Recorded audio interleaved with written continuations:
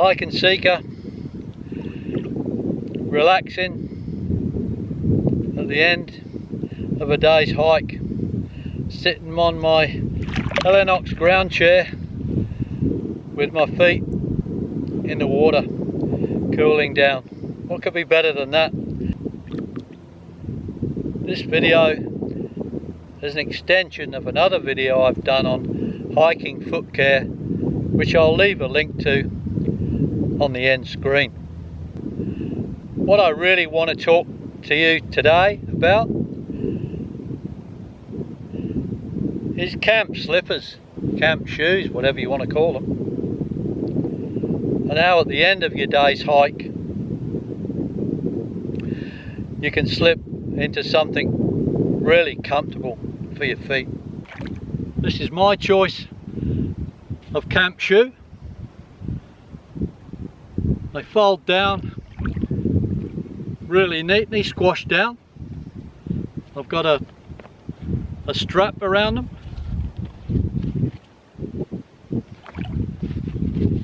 And that's them out of there without the strap. I've got normal rubber soles, and I've got a light neoprene top, which is, I'd say it's very similar to what wetsuits are made out of, only it's thinner, but they're really comfortable to put on at the end of a day's hike. I don't know what they call them here. They will call thongs, but I should call them flip-flops, the shoes that go between your toes. I can't get on with them at the end of the day when you've been hiking in the camp, and you can always stub your toe with those as well. I don't like the Crocs because I think they're too heavy and they're not flexible, but these only weigh around about 480 grams. As I showed you before, they can fold right down like that and just about fit in anywhere. I used to look at other people with these on and think, oh, why don't I just wear bare feet at the end of the day? But when I'd stub my toes a few times and trod on a few things, and the next day you suffer for it, you think, well, what's the point? I guess you can keep your normal hiking shoes and socks on at the end of the day, or take your socks off and leave your hiking shoes on, but you need to get your feet into something different at the end of the day, where they can breathe a bit more and just relax. And the other great thing about these slippers are, of course, being they're made out of neoprene, is that you can use them in water as well. So another great aspect is, if you've got some really wet conditions in front of you, and you're going to be going in well over the height of your hiking shoes, then you can take your shoes and socks off and put these on and do all the wading in those, keeping your hiking shoes and socks dry. I guess it's not so bad hiking with your shoes and socks on if it's a very warm day, but if it's quite cold, it's going to take those hiking shoes and socks along, and your feet are going to be wet for a long period of time. I mean, this isn't an advertisement for any particular type of hiking shoe. I got these from a local camping store. As you can see, it's got a nice thick rubber sole, and as I showed you before, they're really flexible. And I'm sure there's plenty of hiking shoes that you can get that are very similar to these.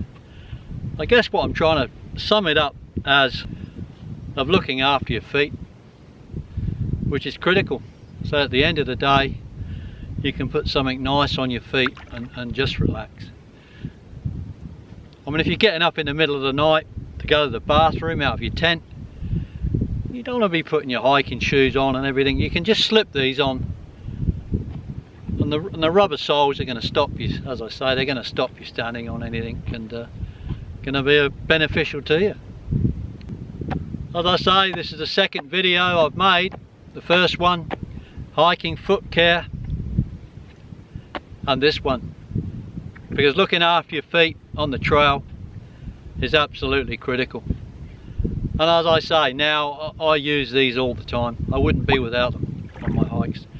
As I say, 400 odd grams. I'm willing to shed something else to get them in my pack. And I say I think they're a great asset to put something nice and comfortable on at the end of the day.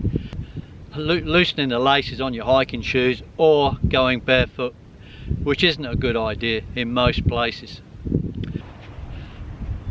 And obviously I realise the camp slippers, shoes aren't going to be for everybody.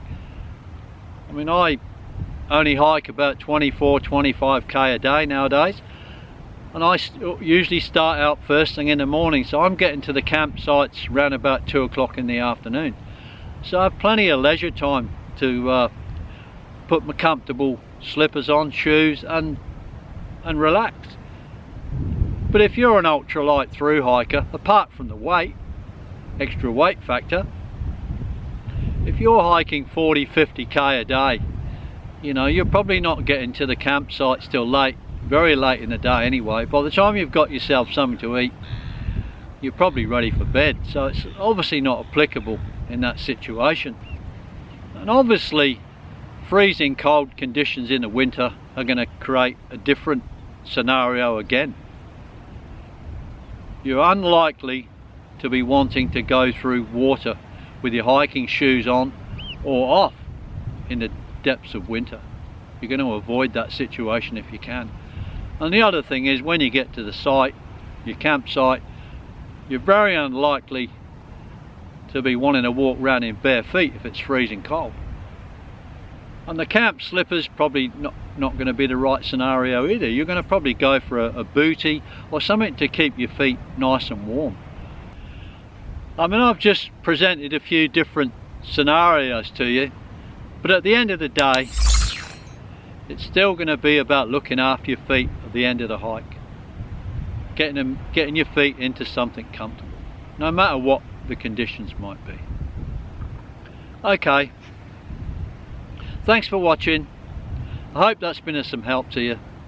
Hike and Seeker signing out. Take care. Goodbye.